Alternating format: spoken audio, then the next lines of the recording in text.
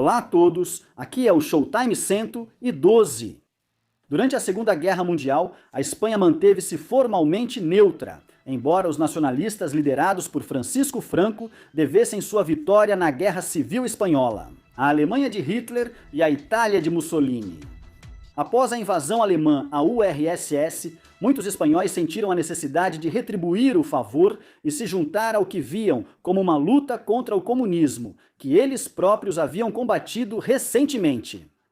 Isso levou à formação da chamada Divisão Azul, Division Azul, que acabou entrando em combate no setor norte da Frente Oriental. A Força Aérea Espanhola também queria participar, então os preparativos começaram a ser organizados. Várias unidades sucessivas que deveriam operar dentro da Luftwaffe, 5 dessas unidades, que ficaram conhecidas como Esquadrilhas Azuis, esquadrigas, foram destacadas e entraram em ação. Cada unidade dessas era comparável a uma Staffel da Luftwaffe. Elas deveriam servir em combate por cerca de 6 meses, após o que seriam substituídas pela próxima. O objetivo dessas rotações era acumular o máximo de experiência possível para o pessoal das Forças Aéreas Espanholas. E o conceito foi modelado com base na Legião Condor alemã, que também rotacionava seus pilotos durante a Guerra Civil Espanhola. Não faltaram voluntários, e o primeiro esquadrão foi composto principalmente por pilotos muito experientes, incluindo vários ases da aviação de caça. O comandante do primeiro esquadrão azul era Ángel Salas Larrazabo, creditado com 17 vitórias aéreas em 618 missões de combate. Dos 16 pilotos espanhóis que formaram o primeiro Esquadrão Azul 7, foram creditados com vitórias aéreas. Na Guerra Civil Espanhola, com 79 vitórias, entre eles, 6 tinham 5 ou mais vitórias. Mesmo que eles tivessem voado principalmente em aviões como o Fiat CR-32 em combate, alguns deles tinham experiência pilotando o Messerschmitt Bf-109, e todos eram bem versados nas táticas alemãs atuais. Mas apesar disso, o sistema de treinamento alemão ainda os tratava como novatos, e eles eram obrigados a passar por um programa de treinamento bastante longo. Isso, inevitavelmente, levou a muitas frustrações entre os pilotos espanhóis. As frustrações deles não foram amenizadas pela decisão da Luftwaffe de empregar o esquadrão espanhol em uma função de caça-bombardeiro, em vez de como caças puros, como inicialmente pretendido. O primeiro esquadrão recebeu suas primeiras aeronaves de combate, 12 Messerschmitt Bf-109 E-7 BS, em 5 de setembro de 1941. Em 26 de setembro, o esquadrão partiu para a Frente Oriental, chegando finalmente ao aeródromo de Moshina, a noroeste de Smolensk, no dia 30. Apesar do desejo dos pilotos espanhóis de apoiar diretamente seus compatriotas na Divisão Azul, que estavam destacados para o setor norte, os aviadores espanhóis foram enviados para o setor central. Em vez disso, o aeródromo de Moshina era típico da época, sem instalações especiais e com um grande campo que servia de pista de pouso. O pessoal ficava alojado em cabanas, muitas vezes compartilhando-as com camponeses locais. O esquadrão recebeu a designação oficial da Luftwaffe, 15ª Esquadrilha Espanhola do Jagdgeschwader 27. Na realidade, funcionava como uma unidade autônoma dentro do grupo de ataque ao solo do Lehrgeschwader 2. Naquela época, as forças alemãs estavam se preparando para capturar Moscou, e a primeira missão de combate dos aviadores espanhóis coincidiu aproximadamente com o início da Operação Tufão. Em 2 de outubro de 1941, o esquadrão espanhol realizou 23 surtidas de combate, escoltando Henschel 123 e outros Bf-109, realizando ataques ao solo. A unidade sofreu sua primeira baixa naquele dia, após escoltar os Henschels. 4 dos pilotos espanhóis entraram em combate com um grande número de MiG-3 e alguns I-16,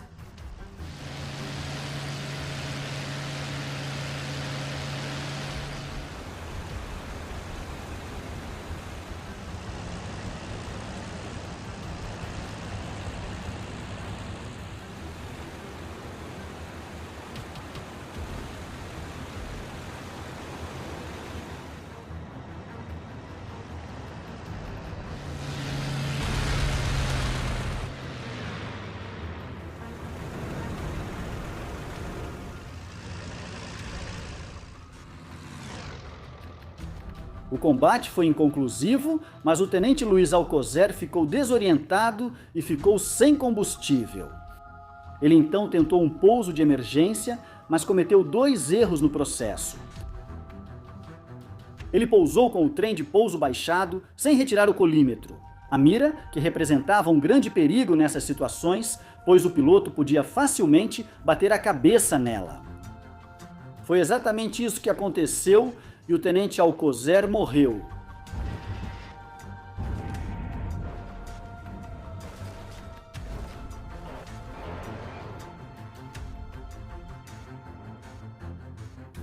No dia 3 de outubro, a unidade realizou várias missões de ataque ao solo em apoio ao avanço alemão contra Moscou. Em uma dessas missões, o Major Salas foi creditado pela destruição de vários caminhões soviéticos.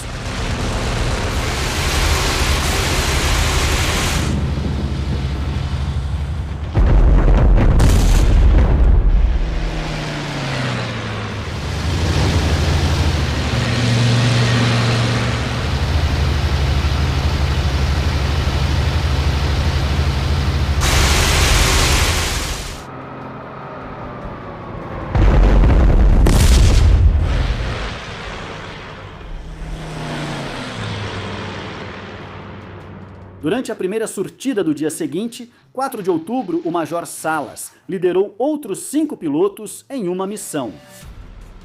Eles avistaram 2 Petliakov Petus.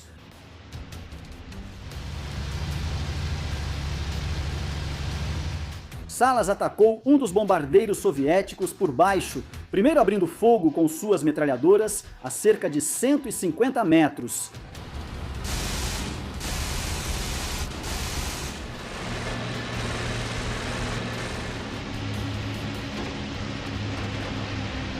À medida que se aproximava, ele usou seus canhões.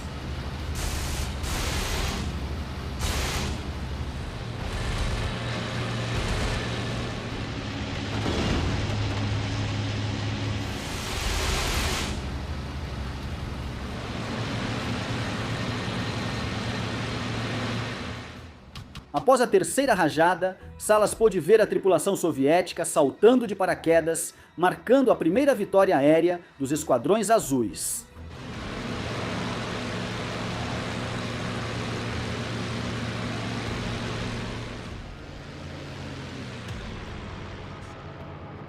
O voo retornou para sua base, mas no caminho eles encontraram um adversário bem conhecido. Era um Polikarpov Piro 16, conhecido pelos pilotos nacionalistas espanhóis como Arata ou Rato.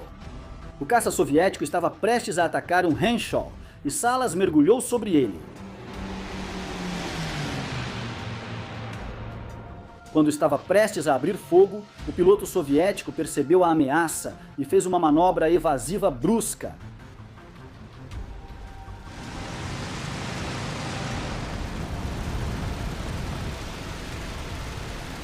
Mas ele puxou forte demais e uma das asas se quebrou, fazendo com que o I-16 caísse.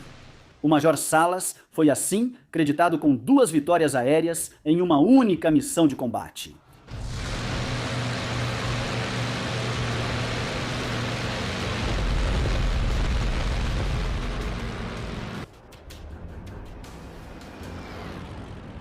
Salas marcou novamente, no dia 6 de outubro, durante outra missão de escolta para os Henschel 123, os pilotos espanhóis avistaram MiG-3 a 500 metros de altitude, logo abaixo das nuvens. Salas e seu esquadrão conseguiram se aproximar dos MiGs por baixo, sem serem vistos.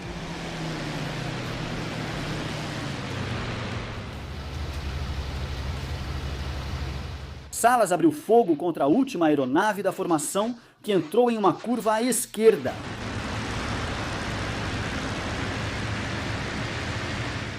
O piloto espanhol se aproximou e atirou mais algumas vezes, até que o MiG caiu e se chocou perto de um rio.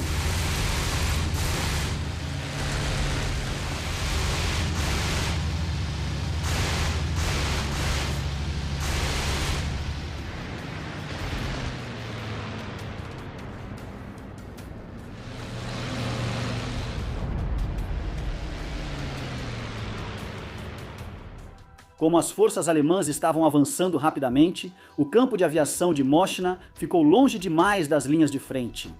Por isso, o esquadrão espanhol foi transferido para Bialói, ao norte de Orel. Ele ficaria lá por apenas 4 dias, mas não antes de realizar 62 missões. A próxima base do esquadrão foi Konaia, basicamente um campo aberto perto de uma vila com quase nenhuma infraestrutura. Os espanhóis foram obrigados a montar suas barracas em um clima cada vez mais frio. As missões de combate continuaram no dia 13 de outubro, que acabou sendo o dia mais bem-sucedido para a unidade espanhola até aquele momento. Durante uma missão de reconhecimento sobre a área de Kalinin, atualmente conhecida como Tverer, 4 BF-100 e 9 espanhóis, novamente liderados pelo Major Salas, encontraram 3 de seus antigos adversários, os Il-16, vindo na direção oposta, em altitude máxima.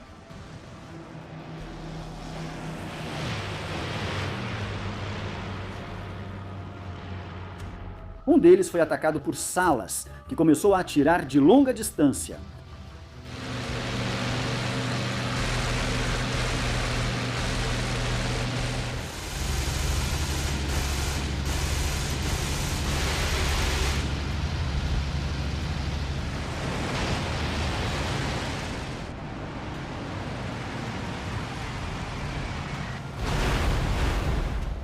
O líder espanhol acabou ficando sem munição, mas viu o avião soviético cair. O capitão Carlos Baio avistou mais aviões soviéticos voando ao lado dos 3 I-16 SS.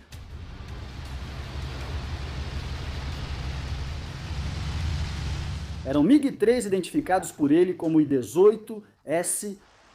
Baio atacou a aeronave do lado esquerdo da formação com suas metralhadoras e canhões.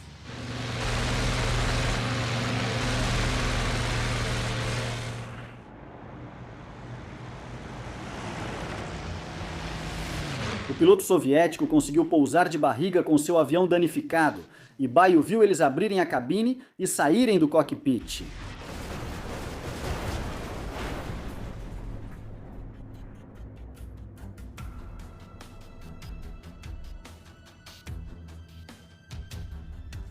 Finalmente, o tenente Esteban Ibarreche reivindicou um biplano não especificado sobre o campo de aviação de Kalinin, elevando o núcleo do esquadrão para 6.